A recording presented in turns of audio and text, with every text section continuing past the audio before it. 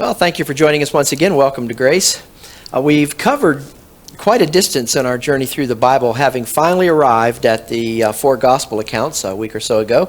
And we began exploring those in those earlier studies. But the one thing that's been glaringly apparent throughout the entire series to me is the lesson that God wanted the children of Israel to learn about the meaning of his compound Jehovah name. That's where it's been all along. Learning not to put any trust in their own capacity, their own abilities. Flesh doesn't have it. And to put all their trust in the name of the compound name of Jehovah. To call upon his name and then to learn to trust upon in his name and in his name solely. That's the area. That's the main facet of everything we've been studying all the way through the Old Testament, all the way up till today. The error in judgment made by Lucifer when he expressed his intent to be just like the Most High God, proving that he failed to recognize God's unlimited capacity, began to trust in his own capacity, is the failure that God does not want Israel to make, because Israel will ultimately be God's earthly replacement agent for Lucifer. Everything that was true of Lucifer in time past, as far as being on the holy mountain of God and walking up and down amongst the stones of fire and every precious stone being his covering and being light, will be true of Israel in time future, as Israel takes the place, in a sense, of Lucifer. And we know that Lucifer had been in the garden. That's where it all began. Not in the garden, but in Eden, the territory called Eden. And the Bible calls that God's house. So God has a plan to repossess the earthly realm. And he's going to use the nation Israel in that plan. So in order to fulfill the role that God has in mind for Israel to play in his plan to repossess the earth, they'll have to learn to place no confidence in themselves. They'll have to learn not to make the error in judgment that Lucifer made, and to learn who God is, and then call upon and trust in God to be everything that his compound name implies. So the object of Lucifer's faith had been himself. Israel would have to learn to place their faith solely in the faithful capacity of the Most High God, as we've been saying. So there, to refresh our minds, let's go back. Let's take a look at those names once again as they appear in Scripture. These are not listed in any particular order here, but consider for a moment that what each of them meant to the nation Israel as God was teaching them to call upon and trust in who he is, the compound name of the Most High God. Israel would need for God to become some things on their behalf. Some things they would have no capacity on their own to become. For instance, the nation would need for God to exercise the Jehovah Yireh aspect of his name, which means the Lord our provider. And they'd have to trust him to do that graciously because they'd have no capacity to provide for themselves or to merit his provision for them. So they just have to simply look to him and call upon his name. Nowhere did that become more obvious, more evident, than in their rescue from Egyptian captivity, to be followed by their wilderness journeys. Apart from the exercise of the Jehovah Yireh component of God's name, the Lord our provider, the Israelites would have never been able to come out of Egyptian captivity in the first place, nor would they have been able to cross the Red Sea when they reached that point, or find sustenance when they became hungry and thirsty. But what did God do? He became their Jehovah Yireh, their provider, and he did so graciously. They certainly didn't deserve his doing so, as we've seen over and over again. He simply exercised the Jehovah Yireh aspect of his name on his nation's behalf in a grand display of his glorious provision in light of their great need of Jehovah. He would ultimately become their provider by becoming their redeemer down the road, and we know that as well. The Most High God also became Israel's Jehovah Nissi, another one of the compound names you see on the list there. Their banner, the Lord our banner. We expressed it as their conquering hero when it came to the defeat of their enemies. That aspect of the compound Jehovah name, Jehovah Nissi, became apparent in the wilderness. When Israel encountered the Amalekites, the Israelites had to not only do battle with all the elements they faced, they had to do battle with those who were coming against them, and doing so on a continual basis. What did God do? He became Israel's Jehovah Nissi, her banner. The banner, just as a quick reminder here, the banner referred to the battle standard in Israel's day. You could think of it like a flag. Each unit in an army would follow behind its proper banner. Through their battle with the Amalekites, God was teaching Israel that they should follow him and that he alone was the banner that they should look to and place their trust in. And he exercised his Jehovah Nissi name, the Lord our banner name, when it came to their enemies. And he did so over and over again. Notice a statement from the psalmist, as he had obviously come to appreciate the Jehovah Nissi component of God's compound Jehovah name. Speaking for Israel, the psalmist wrote these words in Psalm chapter 20, verse 5. We will rejoice in thy salvation, thy deliverance, the deliverance God alone could provide, and in the name of our God. So here we have that name component popping up over and over again ever since the garden. It was the name of God that he's teaching Israel. We will set up our banners. In the name of our God, we will set up our banners. The Lord fulfill all thy petitions. 2 verses later, the psalmist said, some trust in chariots and some in horses. But we will remember, here it is again, the name of the Lord our God. So chariots and horses were used in battle. So you can see that this is a battle context here. This is a Jehovah Nissi or Jehovah our banner context. The Lord exercised the Jehovah Nissi aspect of his name. And he did so over and over again. He became their conquering hero, their battle banner while in the wilderness and while they were in the land. Seems that wherever their journeys took them, there were those who were standing at the ready to try to defeat God's nation. So Israel would stand in desperate need for the Lord to exercise the Jehovah Nissi component of his name and do so on his nation's behalf. And that need would arise time and time again. Throughout their wilderness journeys, God was teaching his nation the necessity of calling upon and trusting in his name and in his name alone. The fact that it was the Lord who had led Israel through their wilderness journeys, through their stay in Canaan, was a demonstration to the nation of the Jehovah Ra'ah component of God's compound Jehovah name. Jehovah Ra'ah meaning the Lord our shepherd. Now we've heard that. Now, we know where that is in the Bible, in the Psalms, but the Lord was their shepherd, and that's why we see that in the Psalms. He was their shepherd. The Lord had been their shepherd, the one who led them all along the way. Do you remember how the Lord accomplished being Jehovah Ra'ah, their shepherd, their leader? Well, look back with me at Exodus chapter 13, verses 21 and 22. And the Lord went before them by day in a pillar of a cloud to lead them the way, and by night in a pillar of fire to give them light, to go by day and night. They could travel whether it was day or night.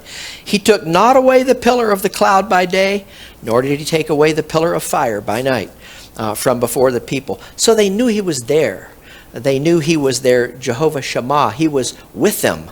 Another one of the compound names of Jehovah. Through that pillar of cloud and that pillar of fire, the Lord became Israel's Jehovah Ra'ah, her leader, her guide, her shepherd.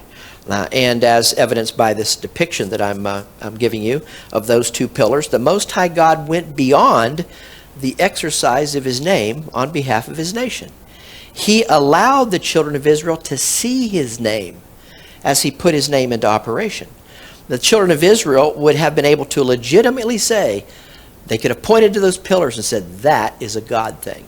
Why? Because God allowed them to see his name in operation over and over again. They were the sign nation. So God dealt with them according to signs. He gave them things they could see that they would know his name was being exercised on their behalf. The law contract was, we could say the nation was God's law contract nation. Equally so, the law contract nation was God's sign nation. Through the prophet Isaiah, God revealed to his people that a child would be born to that nation, and that this special child would become their earthly king. I'm sure you recall Isaiah's words in Isaiah chapter 9, verses 6 and 7. Listen again to this all familiar prophecy. I know you folks have heard it. We're going to hear it again right here. Isaiah chapter 9, verses 6 and 7. For unto us a child is born, written long before that child was born. Unto us a son is given, and the government shall be upon his shoulder, and his name shall be called Wonderful Counselor, all beginning with capital letters because these represent the compound Jehovah names. Wonderful Counselor, the mighty God, the everlasting Father, the Prince of Peace. Of the increase of his government and peace there shall be no end. upon the throne of David and upon his kingdom, to order it and to establish it with judgment and with justice from henceforth even forever. So this king was going to reign. This child was going to become their king and reign forever and execute judgment and justice in the earth. Who was going to perform this? Israel? No, the zeal of the Lord of hosts will perform this. So God was going to bring it about. At least 100 prophetic statements, there are books out there, I think 2 or 3 of them, 100 prophecies of the Old Testament fulfilled through the birth and life and ministry of Jesus Christ on the earth. Over 100 prophetic statements about Israel's promised coming king. And those statements were made centuries before the king came upon the scene. Statements that were fulfilled, again, with Christ's birth and ministry to the nation Israel. We need to understand that while we're in these 4 gospel accounts, Matthew, Mark, Luke, and John, we're reading about Christ's birth and his life and ministry to the nation Israel. We're not reading about him establishing something brand new with us, with the church today. Matthew, Mark, Luke, and John are called New Testament. They're still not New Testament books. They're pre-New Testament books because Christ had to die before the New Testament would be initiated with Israel, and they'd get a taste of that. But we're in these gospel accounts, so we're looking back at how the prophets foretold about the life of Christ. Israel had only to look back at their Old Testament scrolls and what they had to say about their coming king, and then compare what they saw in their scrolls to what God gave them to see through the birth and life of Jesus Christ in order to connect the dots and be able to identify who had come, the child that had been born, as their Messiah, their true Messiah. But Israel failed to see the signs that God was placing right before their very eyes. For instance, the prophet Micah said in Micah chapter 5, verse 2, "But thou, Bethlehem Ephratah, though thou be little among the thousands of Judah, yet out of thee shall he come forth unto me, that is to be the ruler in Israel." This is the child that was to be born, "whose goings forth have been from of old, from everlasting." This is the one who always was, who is and will always be. The child to be king would come out of Bethlehem, said long before the child was ever born. Micah prophesied that 700 years plus earlier, which is precisely where the Christ child was born. He was born in Bethlehem. The books of Matthew and Luke name the town of Bethlehem as the birthplace of Jesus Christ. So when we get to the Gospels, we see the fulfillment of prophecy concerning the coming child, the coming king. The fact that Israel's coming king would come from or be born in Bethlehem when compared with the birthplace of Jesus Christ was itself a sign given to the nation, but that would only be one of a multitude of signs that God would provide for the sign nation Israel. We could go back much earlier than Micah. Notice this statement in Genesis chapter 49, verse 10, made as early as 1400 years prior to the birth of Jesus Christ. Jacob was blessing his 12 sons in this passage, and his blessing to Judah was particularly telling. Notice what Jacob prophesied concerning Judah, his son Judah. Genesis 49:10 once again. "The scepter shall not depart from Judah, nor a lawgiver from between his feet, until Shiloh," that's an epithet for Messiah, "till he come. And unto him, the Messiah, shall the gathering of the people be." So Jesus was born some 2,000 years after Jacob died. And his ancestry is traced back to Jacob's son Judah, just as Genesis 49 had proclaimed through Jacob, and both in Matthew and in the Gospel of Luke. That's why we see those ancestries there, to show prophecy being fulfilled. They could look at their scrolls, they could look at Christ, and they should have been able to connect the dots and say, this is truly our Messiah. The prophetic statements about Israel's coming Messiah go on and on. Listen to what the prophet Isaiah said in regard to what would be taking place when the one that was to come, the Son of Man and the Son of God, the God-man, when he arrived on the earth, we see Isaiah saying what would be taking place. These prophetic words are found in Isaiah chapter 35, verses 4 through 6. "Say to them that are of a fearful heart, be strong, fear not. Behold, your God will come with vengeance, even God with a recompense. He will come and deliver you. He will come and save you. This isn't talking about saving from their sins.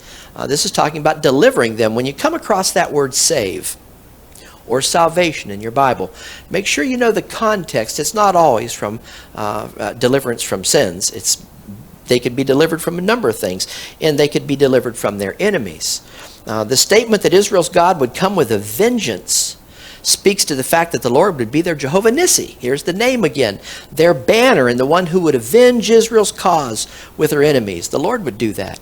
And he would purge unbelievers out of the nation. That's what will take place in time yet future. At Christ's first appearance, the nation was given the opportunity to believe that he was the promised king to whom the prophets had been referring all along. In John's gospel, we see the attitude of the majority of the people of Israel when their prophesied king was on the scene. Here it is in John chapter 19, verse 15. But they cried out. Now they should have connected the dots. But they cried out, away with him, crucify him. Pilate saith unto them, shall I crucify your king? The chief priests answered, we have no king but Caesar. They never acknowledged the signs. They never connected the dots. Now notice what Isaiah said would be occurring at the king's arrival in verses 5 and 6. Then the eyes of the blind shall be opened, Isaiah 35, 5 and 6. And the ears of the deaf shall be unstopped. Then shall the lame man leap as an hart, and the tongue of the dumb sing. For in the wilderness shall waters break out, and streams in the desert. Did Jesus Christ not come performing miracles of healing, just as Isaiah had prophesied would be taking place? Sure he did. Isaiah mentioned the deaf, the dumb, the blind, and the lame. Christ healed the blind man in Mark chapter 8. Watch what Mark revealed in his gospel account, chapter 7, verses 33 through 37, in regard to the man who was both deaf and had a problem with his speech. Mark 7, 33 and 34. And he, Jesus Christ, took him, the man who was deaf and couldn't speak properly, aside from the multitude. And Christ put his fingers into his ears, and he spit and touched his tongue. And looking up to heaven, he sighed and saith unto him, Ephphatha, that is, be opened. Now, we see this taking place, so-called miracles taking place when fingers are put into ears with some of our modern TV evangelical faith healers. But you never see them spit and touch the person's tongue, and then a person who couldn't speak can speak for the first time. And his ears were opened. Was the man healed, as Isaiah prophesied would be occurring when Israel's king was on the scene? Watch verses 35 through 37. And straightway his ears were opened, and the string of his tongue was loosed, and he spake plain. He didn't say baby and not get it right. He spoke plain, and he charged them they should tell no man. But the more he charged them, so the more a great deal they published it, and were beyond measure astonished, saying, he hath done all things well. He maketh both the deaf to hear and the dumb to speak. It's interesting to me when you read something like this, how the flesh remains the flesh. No matter the dispensation that we're in. The more Christ charged them to tell no man, the more they did what? The more they went out and did the precise opposite. They spread the gossip. Gossip that travels at the greatest rate of speed is gossip that always begins with the words, I'll tell you something if you promise not to tell somebody else. But don't understand, Christ didn't tell them not to reveal his identity for the purpose of having the people disobey him. Some might come to that conclusion. It was through the giving of that charge that Christ proved that perfect obedience was not a capacity the people of the law contract nation had within them. And in spite of the miraculous signs he was giving to that nation, the testimony of those who had viewed those signs firsthand, the nation for the most part held firm to their rejection of their Messiah who had come to heal them. So Christ came in fulfillment of the proclamations made by Israel's prophets and in direct connection with God's plan to repossess the earthly realm through a king and a kingdom vested in a nation, and that nation is the nation Israel. The four gospel accounts, Matthew, Mark, Luke, and John, tell the story of Christ's ministry while on the earth to God's earthly nation. As Christ was born under law and Jewish, he was a Jew born under law, teaching Jews under law. And Christ fulfilled the promises their prophets had proclaimed concerning Israel and her promised king. As we've been saying over and over, they should have been able to connect the dots. The four gospel accounts also reveal how, in spite of the numerous signs given by Jesus Christ, signs proving that he was indeed their prophesied Messiah, Israel never recognized him for who he was. They didn't want to believe that he was their Messiah. He didn't look like the Messiah they expected. He didn't look like the Messiah that they wanted to see, and they rejected him. In our previous lesson, we began looking at the visual evidence that Israel was given through the ministry of Christ on the earth to Israel. The mighty God, Christ, we began watching him exercise in his name in a miraculous manner, exercise the Jehovah name in a miraculous manner. So he was proving to Israel through these miracles he was performing that he was the I am of their Old Testament scriptures. He was the fulfiller of the compound Jehovah names on Israel's behalf. He was the great I am. Now think back for a moment longer to Christ's words as recorded in Mark's Gospel, chapter 16, verses 17 and 18, where Christ said, "And these signs shall follow them that believe. Number one, in my name they shall cast out devils." Well, that's a great one right there. Talk about God becoming Israel's banner, her Jehovah Nissi. Satan was the most formidable opponent God's nation could ever face. The demons doing Satan's bidding through their tactic of indwelling at that time were fighting against God by working in opposition to God's people. So the people of God's nation were in desperate need of God's provision and his deliverance from their demonic possession. What did God do? Well, through the God-man, Jesus Christ, he became Israel's provider, their Jehovah Jireh, as well as their Jehovah Nissi, their banner, their conquering hero. Also their healer at the same time. Not only did Christ cast out those demons, those who believed that Christ was the promised Messiah and were willing to make their law failure confession by way of John's baptism with water, were empowered to do as Christ had done. Christ would manifest God's compound Jehovah name in more than one way. In the Mark passage, Christ went on to say, "They shall speak with new tongues." Now we began to look at these things. What a provision for the nation the restoral of a common language would become.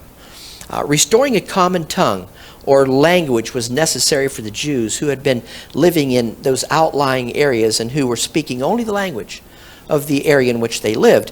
For those Jews to understand the Holy Spirit's ministry through the apostles at Israel's High Holy Feast Day of Pentecost, where Israel was given a taste of their promised coming kingdom and the restoral of a language, they could all hear in their own language what was being spoken. One sign of that promised earthly kingdom was that God would restore that common tongue, that common language, so that all people could serve him with one consent, the Bible says. When it came to their common language, the Lord became Israel's provider. He provided that language, their Jehovah Jireh. So you can see over and over, it's all about the compound name of God and teaching Israel that lesson. They shall take up serpents, a third thing. If they drink any deadly thing, it shall not hurt them, Christ went on to say. Here we see the provision of health and well-being for the believers of the nation. Anyone that wants to hear about health, wealth, and prosperity should go back to Jesus Christ on earth and what Israel, the law contract nation, the sign nation, was promised, because they were given those signs.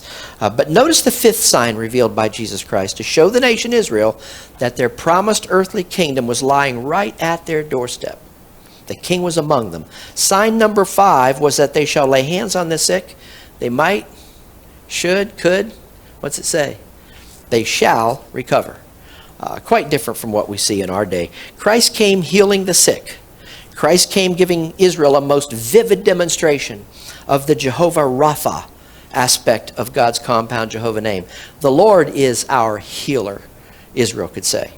When foretelling the nature of Israel's promised earthly kingdom, Isaiah said in Isaiah chapter 33, verse 24, another very familiar verse to most of us here, "And the inhabitant of that earthly kingdom shall not say, I am sick. The people that shall dwell therein shall be forgiven their iniquity." Not only would he be their redeemer, he'd be their healer, their Jehovah Rapha. So it's all about his name. God hadn't given Israel just one sign of the nearness of their promised earthly kingdom through the ministry of the one who had come to manifest God's compound name, Jesus Christ. He gave them numerous signs, signs after sign after sign. For the Jews require a what? sign.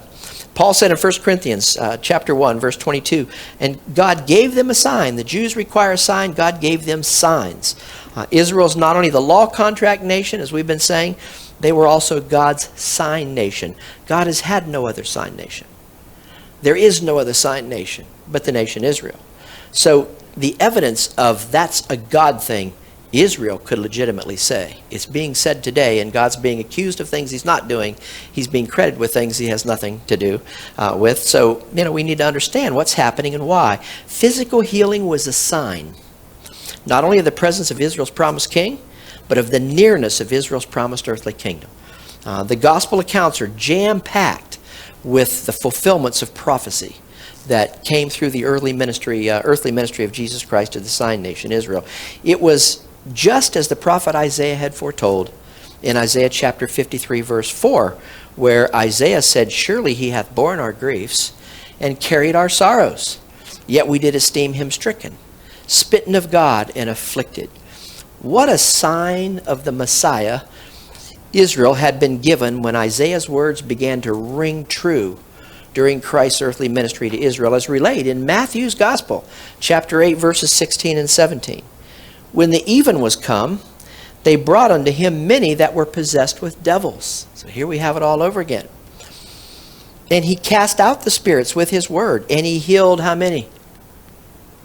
He healed all that were sick, that it might be fulfilled, which was spoken by Isaiah the prophet, saying, himself took our infirmities and bare our sicknesses. So when we look at the four gospel accounts, since we're doing our journey through the Bible, Matthew, Mark, Luke, and John, link those four gospel accounts to the prophets of Israel. Because what those four gospels are doing is telling us from four different perspectives how Christ became the fulfiller of the prophecies, speaking of the great I am and God's compound Jehovah name. We could go on and on matching the writings of the prophets to the fulfillment of their prophecies through Jesus Christ, but Israel's Messiah. But just be very careful as we go through these four gospel accounts, not to read yourself into to God's law contract program and the earthly ministry of Jesus Christ to the sign nation. A lot of people look back at Christ's earthly ministry and they say, that's what we're to do. That's what we're to follow. You've seen the bumper sticker. What would Jesus do? WWJD. Well, Jesus would do everything the law required him to do because he was a Jew under law teaching Jews under law. But be careful not to associate yourself with God's law contract program. To be associated with the signs of the sign nation is the same as to be associated with the law contract program. Many are anxious to claim Israel's signs today. They're looking for those signs, but they'd better rethink what it would mean to have God deal with them according to the law contract. The program underway, the program under which God had been operating with the nation while his signs to that nation were being manifested. So while the signs were being exercised, the law was in place. So people who want to go back and claim those signs had better rethink their desire to go back and live under the law. Unfortunately, some think they are and that they're doing it successfully, but not the case. Now, a little later in our Bible journey, when we move from the four gospel accounts into the book of Acts, we'll be looking more closely at the gift of tongues and at the gift of healing. What was taking place there? Why was Paul doing some of these things? We're going to be looking at that. And we're going to be looking at those gifts as those gifts related to the nation Israel and her promised earthly kingdom. But for now, I want to look at some other signs that Christ relayed to the people, the nation, in the four gospel accounts, because it's not only the signs that he performed in connection with the kingdom and the empowerments to get through their tribulation and enter their kingdom, he gave his disciples some other signs. He talked about some signs. And he did so in the book of Mark. And he began to display these signs to show the nation this is what will be taking place. What else could Israel expect to see with their eyes in regard to the approach of their promised earthly kingdom? Now, they saw him perform the signs of that kingdom. The answer to that question is the nation could expect to see certain signs regarding the final 7 years sitting in Israel's fifth and final bucket of wrath. The bucket which must be empty before the return of Israel's king and the setting up of Israel's earthly kingdom. The king came the first time, and the people to whom he had come, the people of Israel, didn't want him. They rejected him as their king, and they cried out for his crucifixion. As you recall from one of our previous lessons, prior to the initiation of that final 7-year time period, sitting in Israel's fifth and final bucket of wrath, God postponed the fulfillment of his program. He postponed the pouring out of the last 7 years that Gabriel prophesied to Daniel. And he ushered in a program of Gentile grace, as we call it, through the calling out of a new apostle, the apostle of the Gentiles, the Apostle Paul. In answer to the plea of Peter, the vine dresser of the fig tree nation in Christ's parable, the fig tree, God gave Israel that 1-year time extension that we read about in Luke's Gospel, chapter 13. He gave them 1 additional year to prove whether or not they were capable of producing the righteousness they had sworn they were capable of producing under the law contract. The righteousness they assumed they could produce by way of their performance. Or, on the other hand, to confess their inability to earn their righteousness by way of their performance, agreeing that all Israel had failed in their attempt, which was what God wanted the nation to do. When that 1-year extension was up, you see that on the diagram there. At the stoning of Stephen, God placed his program with the nation Israel on the shelf, in a manner of speaking. The pouring out of that final time of judgment, sitting in their fifth and final bucket of wrath, the final 7 years being reserved for a future time, as God ushered in an unspecified time period we now know as the dispensation of the grace of God.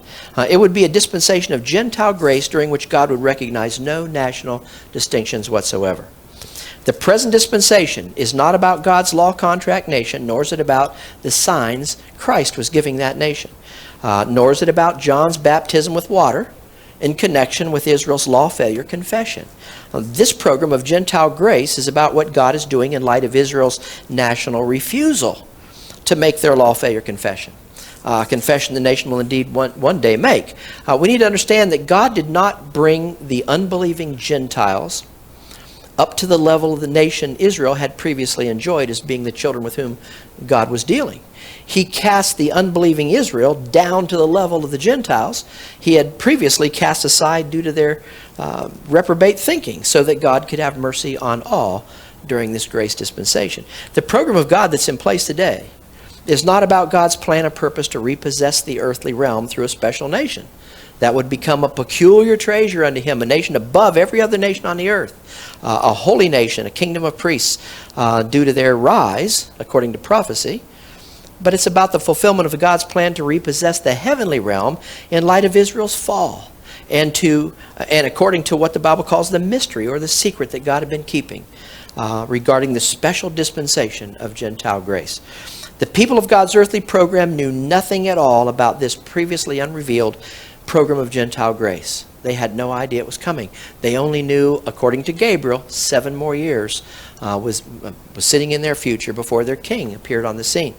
They knew only that the final 7-year time segment of Gabriel's prophecy had to play out before Christ would return to set up his promised earthly kingdom, and they attained that special status that God always had in mind for his special nation.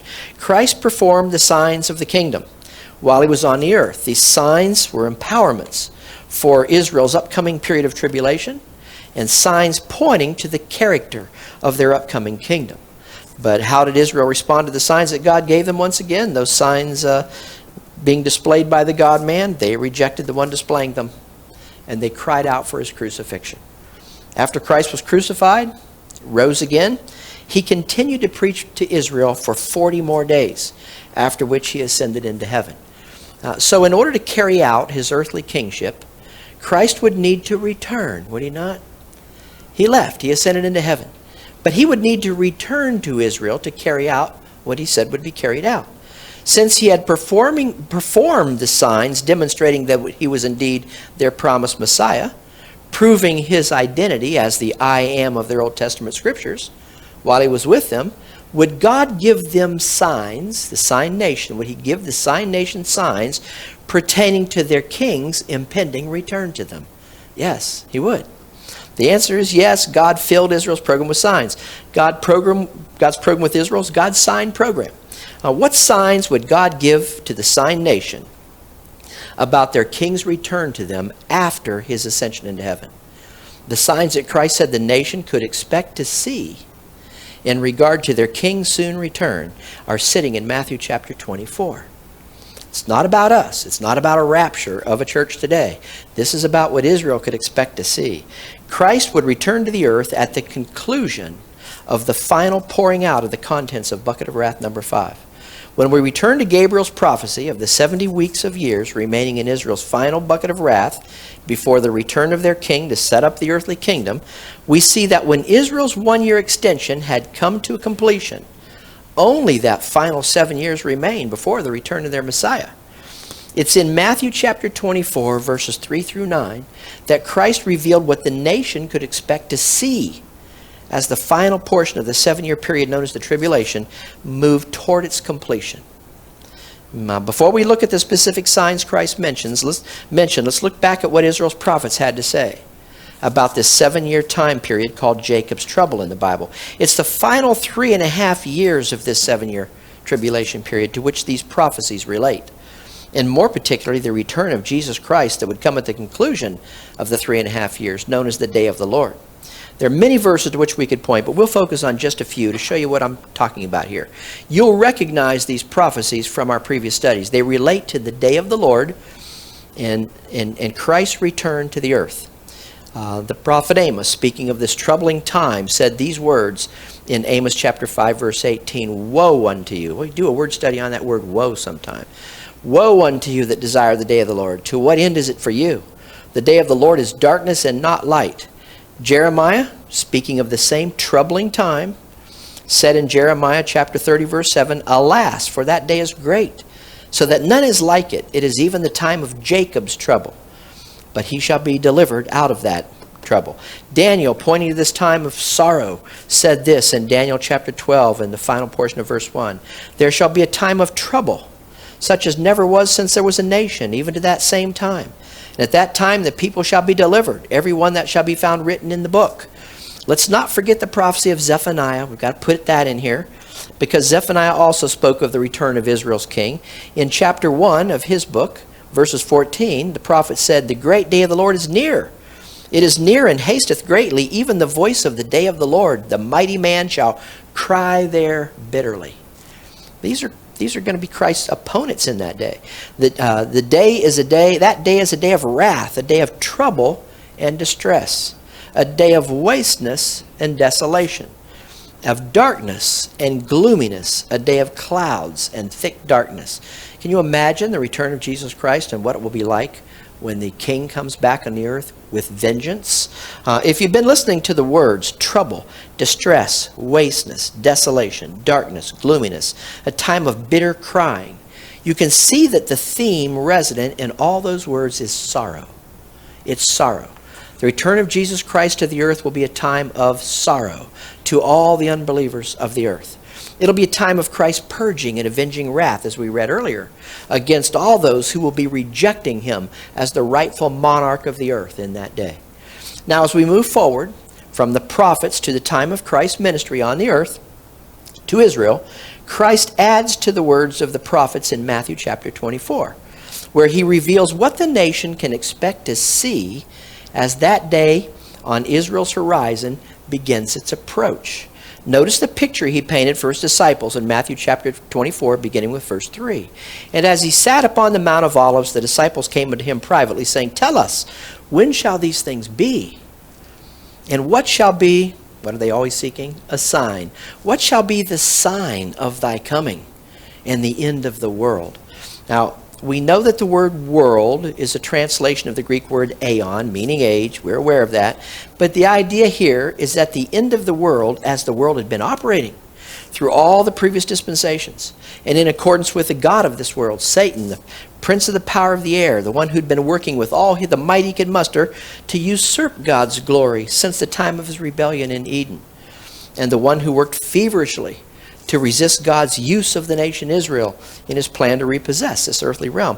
"Tell us," Christ's disciples asked their Messiah, "what shall be the sign? What shall be the evidence that you're going to show us of your coming and the end of the tribulation period?" Because that's what it's all about. Let's return to Christ's response, beginning with verse 4. "And Jesus answered, and he said unto them, Take heed that no man trick you, no man deceive you. For many shall come in my name, saying, I am Christ, and shall deceive many. And ye shall hear of wars and rumors of wars. See that ye be not troubled, for all these things must come to pass, but the end is not yet. So if they were hearing of wars and rumors of wars, what were they tending to think?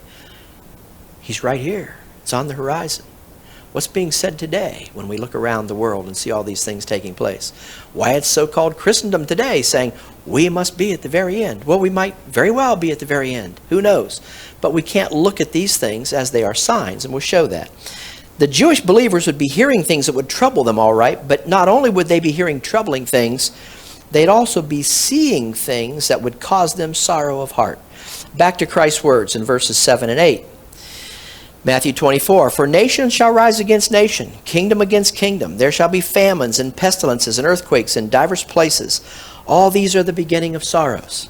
Now think about the signs God revealed to his disciples, things that would be taking place, things that could be seen, and things that would point to the return of Jesus Christ to sit in the throne of David as the monarch of the earth. These are five major things sitting in verses 6 and 7. And we'll list them as Christ described them. And Israel was told, don't look at these things and think this is it. He's right here. Don't be deceived. These things are going to be happening. Number one, false Christ would appear on the scene. Wars and rumors of wars would characterize the time leading up to the return of Israel's king, with nation coming against nation, kingdom against kingdom. Number three, famines would be characteristic of this time. 4, pestilences, a translation of the Greek word meaning plagues or diseases, would be a prominent feature of the time leading up to the Messiah's return. And finally, earthquakes would be occurring in divers places. Now, they weren't to look at these things and say, oh, he's here, because these things would be occurring before his return. Now, I needn't tell you, because most of you already know what I'm about to say next. What do the vast majority in religiondom, as I like to refer to it, tell us we're seeing today in our day? The answer, according to many, is we're seeing Matthew 24 be fulfilled. We're seeing the signs of the times. In other words, we're seeing the signs that point to the nearness of the rapture of the church, is what they suppose. Could these people be correct? They point to AIDS. We know HIV and the devastating effect it's had on the world, and to Ebola as being pestilences unknown to man in time past. They point to conflicts occurring in the Middle East over and over again, and around the globe for that matter. And they say, here it is. We're seeing the times Christ was speaking of in Matthew chapter 24. Wars and rumors of wars. We're seeing the evidence that the end of the world is right upon us right now. Every time a major earthquake takes place in the world, more fuel is added to the fire of what we might call the present-day sign seekers. Of course, in a failure to rightly divide the word of truth, they also point to the recognition of the United Nations, the recognition the United Nations gave to the establishment of a state for Israel in 1948. And they put all these things together. Naturally, if you connect the prophetic regathering of the Jews to the land God promised them to the 1948 UN decree, allowing for the establishment of the Jewish state, and then you connect the wars and rumors of wars we see in our day, add in the current pestilences we read about in our newspapers, and of course then mix in the fact that earthquakes are indeed taking place around the globe, you can see where these religious folks come up with the idea that we are seeing the signs of Israel's times, and that therefore the end of the world, as Christ spoke of it in Matthew 24, is knocking at our door right now. Not to mention the fact that ministers of righteousness are the ones who are connecting the dots between all these things that are being seen and the end of the world, and they're doing so as we speak. Are we indeed seeing the signs of Israel's times? Or are we living in the times of Israel's signs? Are we seeing the signs of their times because we're living in the times of their signs? Let me give you several reasons why I believe the latter to be true. We are not seeing the signs of Israel's times because we're not living in the times of Israel's signs. Simple as that. So we cannot look at these things as proof that God is showing to us that the end of the age of grace is upon us. First of all, do I believe that we're indeed approaching the time known as the 7-year period of tribulation? The answer to that question is yes, I do. Of course, generations of people have thought the very same thing, and yet here we are, living in a more dangerous time than those folks could have ever imagined. Now, some of you have probably heard of what has been called the doomsday clock. Anyone hear about the doomsday clock? Sure. It was developed by a group of researchers called the Chicago Atomic Scientists. They participated, by the way, in the Manhattan Project. It's not an actual clock. It was a depiction of a clock to be used for the front of their journal. The clock was used by these scientists to gauge the nearness, in their minds at least, to the technologically induced destruction of the human race they thought would be occurring. The clock made its appearance in 1947 on the cover of the publication called the Bulletin of the Atomic Scientists. The Science and Security Board meets twice every year, they still do, to discuss global events and to consider a possible resetting of the clock. They began in 1947 with a clock setting of 7 minutes to midnight. The times fluctuated numerous times ever since, as you can see on the graph I'm presenting you. They reset the clock to 2 minutes to midnight in 1953 when the U.S. and the Soviet Union tested thermonuclear devices within 9 months of each other. The hands of the clock were reset to 12 minutes to midnight, backed off a bit in 1963 with the U.S. and Russia when they signed a partial test ban treaty. As you can see, the hands on the clock have been set back and set forward numerous times in the 20 adjustments that have taken place since 1947. The most recent clock setting took place January 22nd of this year, when they moved the time remaining until doomsday forward from 7 minutes to midnight to 3 minutes to midnight once again. Humanity has supposedly lost 4 minutes. But as you can see, if anything is characteristic of the doomsday clock, what is it? It's that word fluctuation.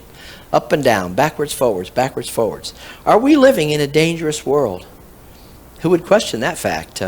We are indeed living in a very dangerous world. But apart from things such as nuclear catastrophe, climate change, as that was part of the criteria used to just move the hands up this in January, the possibility of a massive continent-killing asteroid colliding with the Earth, as we often hear about, is God showing us the signs Christ mentioned in the book of Matthew that we might know that we are sitting in Israel's time period? Well, the answer, of course, is no. Are we seeing the signs that Christ talked about to prove that we are living during Israel's times? That's the way to put it, and the answer is it's no, at least in this teacher's opinion, and I'll give you many reasons why. First of all, God's program of Gentile grace in his program to repossess the earthly realm through a king and a kingdom vested in the nation Israel are two entirely different programs. They're not one and the same. The program of Gentile grace, called the dispensation of the grace of God, is not on a time schedule. No time schedule is given for the dispensation of grace. It's wound on now for around 2,000 years or so. God's program with the nation Israel was indeed on a specific time schedule, as relayed to Daniel by the angel Gabriel. So Israel's times were not left to question. They were revealed and they were precise. Gabriel revealed them very clearly. We know from Gabriel's revelation that 7 years of tribulation and the great sorrow foretold by her prophets remain at the bottom of the fifth and final bucket of wrath that God set on the shelf, in a manner of speaking, when he ushered in the age of grace through a new apostle, the Apostle Paul, to bring Gentiles a message of his grace in light of Israel's fall, not her prophetic rise. We've been given no time schedule for the dispensation of the grace of God. It's gone on now, as I said, for nearly 2,000 years or so, definitely way beyond the limits of Gabriel's revelation concerning the remainder of Israel's times prior to the return of her Messiah. When things look bleak here on the earth, it seems like the pendulum begins to swing and things don't look so bleak anymore. When war is right at our door, they kick the can down the road. And we have another time of relative peace, although instability. Secondly, Christ gave a marker, right in that Matthew discourse, as to when the signs he mentioned would begin to manifest themselves. Look back with me at Matthew chapter 24 once again. I'll show you what I'm talking about here. Christ gave what I call the time marker of Israel's signs, right after listing the 5 signs we've just talked about. Wars, rumors of wars, false messiahs or kings appearing on the scene, famines, pestilences, earthquakes in different places. Christ's time marker for these signs sits in Matthew chapter 24, verse 8, where he said this, All these signs that he just gave are, note it carefully, what are they? They are the beginning of sorrows. What time period is known as the time of sorrows for Israel? Well, particularly the last 3.5 years of the tribulation period. And these signs that he's mentioning to them are the beginning of their sorrows. So they'll be seeing these things, and I think they'll be seeing these things in the land that pertains to their program. What time period marks Israel's sorrows again? We've already looked, the 7-year tribulation period called the time of Jacob's trouble. So that time segment of Gabriel's prophecy will not commence until this dispensation comes to a close. According to Israel's prophet Joel, when God commences his program with Israel, the next thing heard by the Gentiles will be the declaration Joel talked about in Joel chapter 3, verse 9, where Joel said, "Proclaim ye this among the Gentiles." Do what? Prepare war. Wake up the mighty men. Let all the men of war draw near. Let them come up. A declaration by our apostle of grace and peace, such as characterizes this dispensation from God to us, is not a declaration of war and wrath. It's the precise opposite. So we are not seeing the signs of Israel's times because, number 2, we're not living in the times of Israel's signs. Reason number 2, God's showing us that the end of the world signs Christ spoke about it are now upon us. The reason why they are not, as God's sign proof that the end of the world's finally arrived and we're sitting here, is that these signs marking the beginning of Israel's sorrows are only to occur when God's program with the nation Israel is once again the program in operation, and they'll be seeing these things. Then there's a third reason we could give. Reason number 3, that we are not seeing the signs of Israel tribulation times, has to do with the gospel message itself that'll be being preached when these signs are being seen. Look back at Matthew chapter 24 once again. Notice the message that will be being proclaimed during the final 7-year period, known as the time of Jacob's trouble. Here it is in verse 14. And this gospel of the what? This gospel of the kingdom shall be preached in all the world for a witness unto all nations at that time, and then shall the end come. When will that gospel of the kingdom be being preached? During that 7-year tribulation period. Can anyone tell me what the gospel or good news of the kingdom was all about? The gospel of the kingdom was the good news that Israel's promised earthly kingdom was sitting right at her doorstep. What were the Israelites and the Gentile proselytes to Judaism supposed to do in response to that good news that their earthly kingdom was right at their doorstep? They were supposed to do what the 12 apostles and Jesus Christ prompted them to do, as Peter proclaimed in Acts chapter 2, verse 38. Then Peter said unto them, "Repent, change your thinking, Israel, and be baptized, every one of you, in the name of Jesus Christ, so that you can join the church on the corner." No, for the remission of sins, Israel's national failure under the law contract. And do we have it on there? Peter told them to repent. Ye shall receive the gift of the Holy Ghost. Now, we've already talked about the necessity of Israel's national law failure confession, so we needn't go back and rehash that issue here. But suffice it to say for now that the apostle of the Gentiles, the apostle to whom the dispensation of the grace of God was committed to bring to us, never taught the gospel of the kingdom. Because with the stoning of Stephen and the ushering in of Paul, that kingdom was not on Israel's doorstep any longer. So never again will you hear those words, the gospel of the kingdom, after the stoning of Stephen, the conversion of Saul. Paul brings to us the gospel of Christ. The gospel Paul called my gospel, the preaching of Jesus Christ according to the revelation of the mystery, and why the apostle Paul said he was not sent to baptize. We'll be going through the good news messages of Scripture shortly as a part of our Journey Through the Bible series and showing the differences between the Gospels. But reason number 4 why we are not seeing the sudden onset of Israel's signs in relation to her times is that Israel's promised kingdom was placed on hold. And it's not started back again. The earthly kingdom ceased being on Israel's doorstep nearly 2,000 years ago with the ushering in of the new dispensation of Gentile grace, as we called it.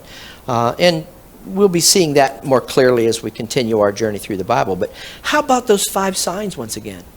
How about the 5 signs that Christ mentioned? Those signs themselves are 5 more reasons why we are not seeing the onset of the signs of Israel's final 7-year time period. Christ mentioned wars and rumors of wars. Certainly we are seeing world conflict today. We know that. That goes without question. But are the conflicts occurring between nations in our day a new sign? that God is giving to Israel and to us, that the end of the world, literally age, meaning the approaching climax of her tribulation period, is at our doorstep? Again, the answer is no. Is world conflict something new to our day? Wars and rumors of wars, with nation rising against nation, kingdom against kingdom, have been with us throughout the course of human history. Certainly empires have come and empires have gone. These probably won't do a whole lot of good, but writing is very small. But the people watching this presentation can see that there are a lot of things, a lot of conflicts that have taken place that relate to the human story. We know that the capability to destroy the entire human race through nuclear conflict has been something of relatively recent history. But Christ said wars and rumors of wars, not the total destruction of the entire population of the planet, which will not take place even with Christ's return. And then he also mentioned after wars and rumors of wars, and there's a lot of wars that we could list and the multitudes that have been killed in those wars. He mentioned something else there. What else did he say? Famines. Famines. That's a sign of the onset of the beginning of sorrows, meaning the onset of the tribulation period. Are we seeing famine today in a way that famine has not existed throughout the course of human history? Here again, famines have occurred throughout the world over the course of time. We can give you many pictures of the famines that have occurred. And you could ask me for a list of these, and I could provide it to you, of all the famines that have occurred and the millions that have died through starvation. The reality of starving people in the world has been brought into our living rooms via modern-day TV programs, large screen in many cases today, so we get a sense of starvation today as something reserved for current times, but that's certainly not the case. While the starkness of starvation is something many had not previously witnessed, the reality of starvation through the world, through famine, has been with us all along. So the famines we see today are not a sign of the onset of Israel's times of sorrows. What about the next sign? Well, here we have another one. Christ mentioned in Matthew 24 a sign called pestilences. The Greek word loimos, literally meaning a plague or a disease. In a figurative sense, loimos could mean a pest, although Christ wasn't speaking figuratively with the other signs he mentioned, so we have no reason to move to a figurative sense with this sign. Are we seeing plagues and diseases today? And is the disease something new to the human race? The first case of HIV, the human immunodeficiency virus, and AIDS, the final stage of that virus, came to light in the U.S. in 1981. And an estimated 21.8 million people have died from this ailment. AIDS is no longer an automatic death sentence, as it was at one time, although people still die from AIDS today. Now, add to that distressing disease the fight against Ebola that we've just witnessed. Made headlines here in recent times, not to mention a host of other distressing ailments, such as the superbugs that are being talked about in medical circles, the bugs that have a built-in resistance to current-day antibiotics.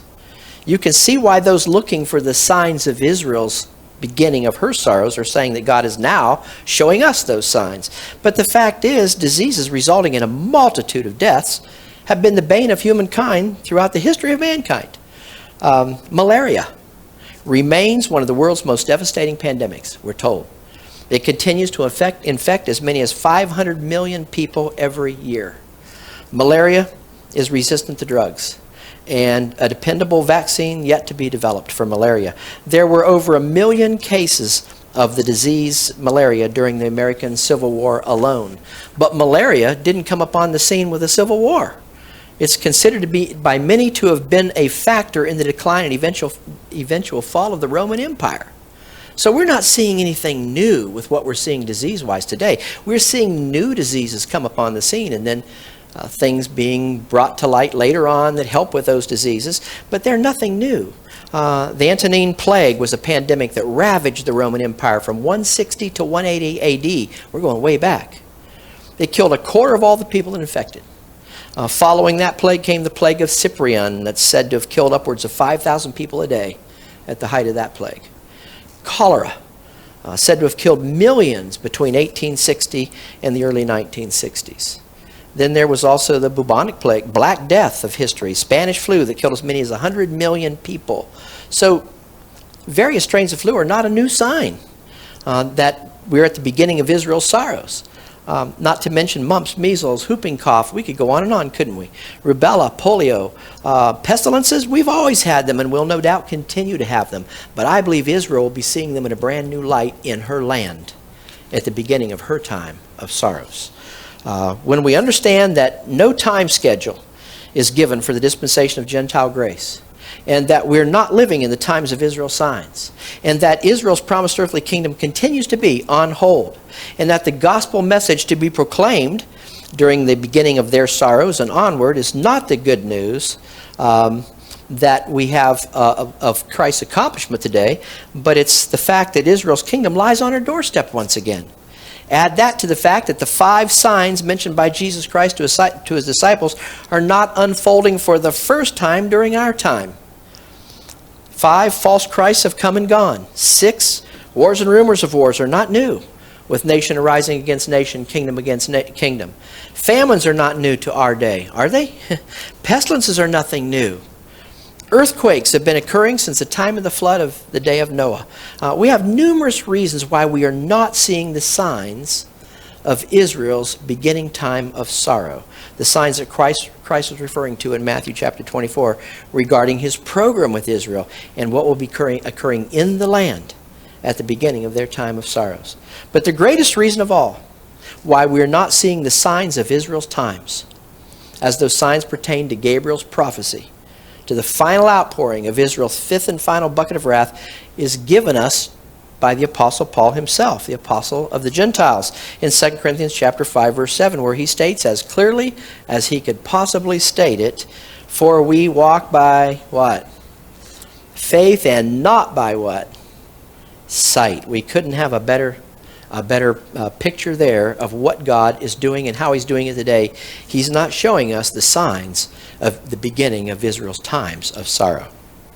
We're not seeing those times because we're not living in the times of Israel's signs. Simple as that. We'll leave it there for our lesson today, and we'll continue our journey through God's marvelous book, the Bible, in our next study, which will be next week. I hope you're enjoying it as much as I am, because going through these books and giving sort of a synopsis, a Reader's Digest view of what they're all about, helps us to understand what we're reading when we're in those books. And it helps us to rightly divide the word of truth and not put ourselves into Israel's program. God has a program to repossess the earthly realm. He has a program to repossess the heavenly realm, and that's where we come in. And that's where we pick it up in our next study.